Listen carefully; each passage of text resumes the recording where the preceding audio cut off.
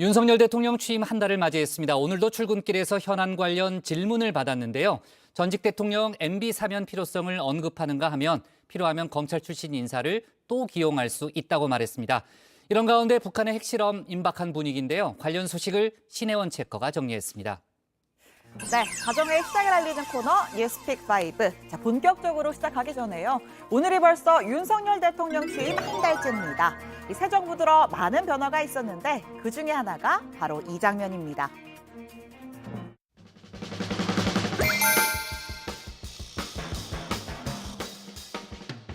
잘 좀 부탁합니다.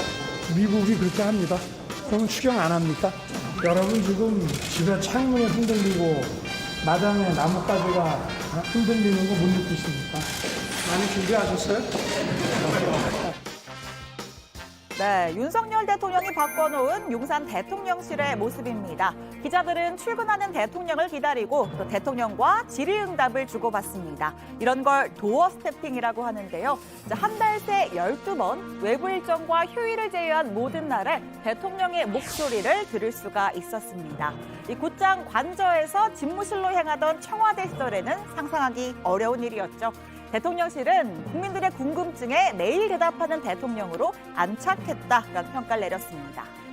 자, 그렇다 보니 매일 대통령의 입에서 나오는 뉴스거리가 쏟아집니다. 오늘의 첫 번째 픽, 20년은 맞지 않아. 두 번째 픽, 필요하면 또 쓴다. 모두 오늘 아침 출근길에서 나온 발언들입니다. 자, 이어서 핵실험 임박, 대구 빌딩 화재, 유시민 유죄까지 오늘 소식 준비했습니다. 취임 한 달 됐었는데 지금까지 소감이나 사무국 일정 분야 방향에 대해서 좀 다시 한번. 저는 원래 한 달 됐다, 1년 됐다에 대한 특별한 소감 같은 거 없이 살아온 사람이고 열심히 해야죠. 지금 시급한 현안들이 한두 가지가 아닙니다. 네, 어제였습니다. 이 징역 17년을 선고받고 복역 중인 전직 대통령 이명박 씨가 형 집행정지를 신청했다는 소식이 전해졌습니다. 고령의 지병인 당뇨 합병증으로 마비 증세를 보여 치료를 받고 있는데요. 자, 그러자 정치권 일각에서는 형 집행정지가 아닌 사면이 필요하다는 목소리가 고개를 들었습니다. 관련해서 윤 대통령이 직접 입장을 밝혔습니다. 이명박 전 대통령 사면이 필요하다고 말씀하시는데 혹시 그 생각을 여전히 유효하신 건지요? 그럼 20몇 년을 수감 생활을 하게 하는 건 안 맞지 않습니까? 과거의 전례에 비추어서라도. 전직 대통령이 20년 수감하는 건 맞지 않다. 이 사실상 사면의 필요성을 시사한 겁니다. 자, 이 또한 역사의 아이러니라고나 할까요? 자, MB는 회사 다스와 관련된 의혹을 전면 부인했지만 2018년 검찰 수사를 통해서 그 실체가 드러났습니다.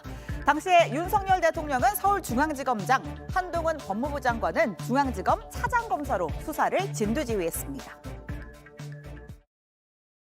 새빨간 거짓말입니다. 저는 그러한 삶을 살아오지 않았습니다. 이전 대통령이 주식회사 다스의 실소유주라는 사실을 확인하였습니다. 다스의 회사 돈 약 349억 원을 횡령하고 법인세 약 31억 원을 포탈한 사실도 확인하였습니다. 자, MB 사면론이 본격적으로 불거진 건 지난해 말입니다. 문재인 정부 마지막 특별 사면이 있었죠. 자, 문 전 대통령은 고심 끝에 두 전직 대통령 중 한 사람에게만 사면 결정을 내렸습니다. 문재인 대통령은 다음과 같이 말했습니다. 우리는 지난 시대의 아픔을 딛고 새 시대로 나아가야 합니다. 이명박 전 대통령의 사안과 박근혜 전 대통령의 사안은 그 사안의 내용이 다릅니다. 이 당시의 야권, 지금의 국민의힘에서는 보수 진영 갈라치기, 그러니까 친이와 친박을 나눠 분열하는 출첵이다, 이런 비판도 나왔습니다. 자, 어쨌든 본격 대선 국면에 접어들면서 사면 논의가 잠잠해졌는데요. 그로부터 석 달 뒤 윤석열 대통령이 정권 교체에 성공하면서 다시 불씨가 살아났습니다. 문 대통령 임기가 끝나는 5월 9일 전날, 그러니까 이 석가탄신일을 계기로 한 마지막 특사 가능성이 거론됩니다. 오히려 이명박 대통령이 고령이고 형량도 더 낮았거든요. 최측근 김경수 전 경남지사를 살리기 위해서, 동시에 사면하기 위해서 남겨둔 것이다. 한번 두고 보시죠. 청와대는 강한 불쾌감을 드러냈습니다. 당선인과의 독대 일정이 미뤄지는 초유의 일까지 벌어졌었죠. 결국 두 사람이 만났습니다. 하지만 MB 사면 이야기는 거론되지 않은 채 다시 수면 아래로 가라앉았습니다. 저게 지금 무슨 꽃인지 산수유군요. 그런데 윤석열 당선인께서는 오늘 사면 문제에 대해서는 일절 거론하지 않았고 문재인 대통령께서도 그 문제를 거론하지 않았습니다. 청와대 회동 직전에 당사자인 MB의 뜻이 윤 대통령에게 전해졌다고 합니다. 내 사면 문제를 정치적 흥정 대상으로 삼는 건 적절하지 않다. 사면 건의하지 말아달라는 내용이었습니다. 자, 그런데 왜 또 석 달 만에 사면론 다시 불거진 걸까요? 자, 일단은 형 집행정지를 신청할 정도인 MB의 건강 문제입니다. 그 다음은 시점이죠. 자, 두 달 후가 8.15 광복절입니다. 윤 대통령의 첫 특사가 이뤄질 수 있고요. 대통령실은 아직 논의가 본격화되지 않았다라고 설명하지만 국민의힘은 본격적으로 군부를 떼기 시작했습니다. 이때까지 그 소감 생활하는 중에 제일 건강에 안 좋은 상태. 국민 감정이야 찬반이 있기 마련이지만은 사면을 할지 안 할지는 대통령이 그런 권한이기 때문에 그 부분에 대해서는 대통령께서 잘 판단하시겠죠. 보통 집권 1년차 8.15 때 대통합 사면을 많이 실시했습니다. 노무현 정부 때도 그렇고 이명박 정부 때도 그렇고. 자, 오늘의 두 번째 픽도 윤 대통령 출근길에서 나온 발언입니다. 필요하면 또 쓴다. 자, 윤 대통령의 인사 대원칙, 바로 능력입니다. 그렇게 발탁된 인사들, 공교롭게도 검찰 출신이 대거 포진했습니다. 커지는 편중 인사 논란에 대통령실도 우려를 듣고 있다고 했는데요. 다만 대통령의 소신이 확고한 듯합니다. 원성동 대표한테 검사 출신도 기용하지 않겠다고 말씀하신 거 맞으신가요? 공정거래위원장님. 글쎄 뭐 필요하면 또 해이죠. 자, 필요하면 또 쓴다. 이 출신 여부로 가르진 않을 거란 뜻입니다. 또 이 편중 인사라는 지적 자체도 100% 동의하진 않는 듯한데요. 이 그만둔 지 20년 된 사람까지 검사 출신으로 묶는 건 부적절하단 겁니다. 전영세, 원희룡, 박민식 같이 벌써 검사 그만둔 지 20년이 다 되고 국회의원 3선, 4선하고 도지사까지 하신 분을 무슨 검사 출신이라고 얘기하는 거는 좀 어폐가 있지 않습니까?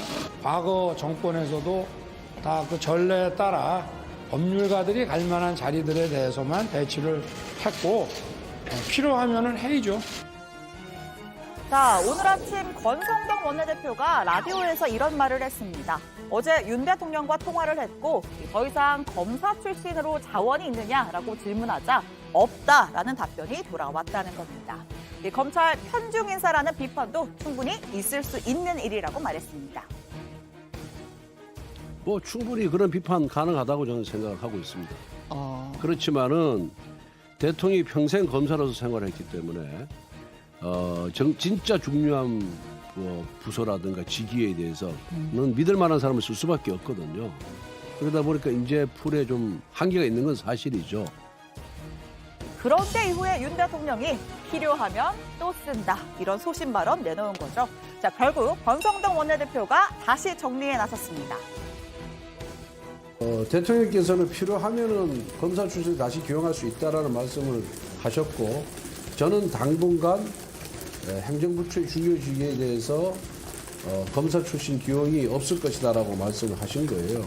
저는 현재 상태를 말씀드린 것이고, 대통령께서는 미래에 일어날 일에 대해서 말씀을 하신 것으로 이렇게 이해하시면 될 겁니다. 이런 가운데 공정거래위원장 내정 소리 들어왔던 강수진 고려대 교수가 후보군에서 제외된 것으로 알려졌습니다. 검사 출신이죠. 대통령실이 편중 인사 비판을 일부 수용했다는 해석도 나옵니다. 본인과 일을 해본 검찰 출신 측근만이 능력 있다는 윤석열 대통령의 인식은 오만과 아집에 불과합니다. 우리 사회의 첨예한 갈등 조정이나 복잡한 국정 운영을 결코 감당할 수 없음을 분명히 경고합니다. 네, 짧게 수사 속보 하나 전하겠습니다. 2,500억 원대 펀드 환매 중단 사태로 수많은 피해자를 양산한 디스커버리 자산운용의 장하원 대표가 결국 구속됐습니다. 수익이 없는데도 신규 투자금을 기존 투자자에게 주는 다단계성, 소위 폰지 사기 수법을 썼죠. 자, 이 펀드에 거액을 투자한 문재인 정부의 두 인사, 장 대표의 친형인 장하성 주중대사, 그리고 김상조 전 정책실장도 조사할 것으로 보입니다. 부실펀드 판매율 인정하십니까? 투자금 돌려받기 인정하십니까? 개방형 펀드 특혜 의혹 인정하십니까? 피해자들에게 하실 말씀 있으신가요? 디스커버리 다음 타자 라임 옵티머스 사건이 될 거란 전망이 나옵니다. 역시 문재인 정부 인사 연루 의혹이 제기된 사건들입니다. 검찰 출신의 이복현 신임 금감원장은 금감원 시스템을 통해서 다시 들여다볼 여지가 있는지 점검하겠다고 밝혔습니다. 불공정 거래 행위 근절은 시장 질서에 대한 참여자들의 신뢰를 제고시켜 종국적으로는 금융시장 활성화에 토대가 될 것입니다. 자, 오늘의 세 번째 픽 가겠습니다. 핵실험 임박입니다. 자, 이르면 내일 북한의 핵단추가 눌릴 거란 전망입니다. 지금 북한에서는 김정은 위원장이 참석한 노동당 전원회의가 열리고 있는데요. 한미 군 당국이 대비 태세에 돌입했습니다. 윤석열 정부의 국가 모시는 말이 아니라 행동으로 보여줄 것입니다. We're also watching very closely the continuing possibility of a nuclear test to which we would also have a robust response. 그러면서도 미국은 북한과의 물밑 소통에 나섰습니다. 비공식 채널을 통해 전제 조건 없는 대화를 원한다는 친서를 전달했습니다.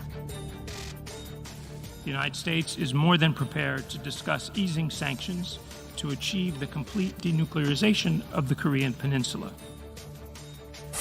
이런 가운데 미국 뉴욕에서 열린 뉴욕 유엔 총회에서 한미 대 북중러 간 격한 설전이 오갔습니다. 지난달 유엔 안보리가 대북 추가 제재 결의에 나섰다가 중국과 러시아의 겁으로 무산된 바 있는데요. 중국과 러시아가 뭉쳐 미국에 맞서는 신냉전과 같은 상황, 북핵 문제 점점 더 꼬여가는 모습입니다. 자, 오늘의 네 번째 픽, 대구 빌딩 화재입니다. 오늘 오전 11시쯤 대구의 한 변호사 사무실 건물에서 방화로 추정되는 큰 불이 났습니다. 대구지방법원 인근에 있는 변호사 사무실이 밀집해 있는 지역입니다. 현재까지 7명이 숨지고 46명이 다쳤는데요. 자, 목격자들은 크게 오고 가는 고성을 들은 뒤 폭발음이 났다. 누군가 사무실 앞에 현관문을 잠그고 신화를 뿌렸다고 들었다고 말했습니다. 가장 그 구석에 있던 203호실에서 모두 사망자로 추정되는 7명이 한 사무실에서 다 발견이 됐습니다. 저희들이 현장에 도착해서 화재를 진압하는 과정에서 급격하게 연소 확대가 이루어졌다라는 용의자는 현장에서 숨진 것으로 전해집니다. 법원 판결에 불만을 품고 불을 지른 것으로 파악됐는데요. 경찰은 범행 동기나 과정에 대해 사건 전담팀을 꾸려 명확하게 수사하겠다고 밝혔습니다. 자, 오늘의 마지막 픽, 유시민 유죄입니다. 허위사실 유포로 한동훈 법무부 장관의 명예를 훼손한 혐의를 받는 유시민 전 노무현 재단 이사장에게 유죄 판결 내려졌습니다. 벌금 500만 원이 선고됐는데요. 재판부는 유 전 이사장 발언에 정당한 근거가 없었고 또 비방 목적이 있다고 볼 수밖에 없다고 했습니다. 피해자인 한 장관이 상당한 정신적 고통을 받았을 것으로 보인다고 설명했습니다. 유시민 씨가 말하는 어용지식이라는 말은 마치 삼겹살 좋아하는 채식주의자라든지 친일파 독립투사라는 말처럼 그 자체로 대단히 기만적입니다. 공개적으로 싸워서 이기지 않으면 거짓 선동으로 약한 사람들을 더 잔인하게 괴롭힐 겁니다. 하지만 유 전 이사장은 오히려 한 장관이 나에게 사과해야 한다고 주장하며 항소의 뜻을 밝혔습니다. 처벌을 받더라도 본인이 한 일에 대한 후회는 없다고 말했습니다. 제가 부분 유죄가 나왔다고 해서 한동훈 씨가 검사로서 상 받을 일 한 거 아니에요. 한동훈 씨도 본인이 부끄러워해야 될 잘못이 있어요. 그런 전제 위에서 서로 얼마든지 대화할 수 있는데 그런 게 전혀 보이지 않아서 좀 아쉽죠. 네, 들어가서 바로 원픽 꼽겠습니다. 뉴스픽 5였습니다.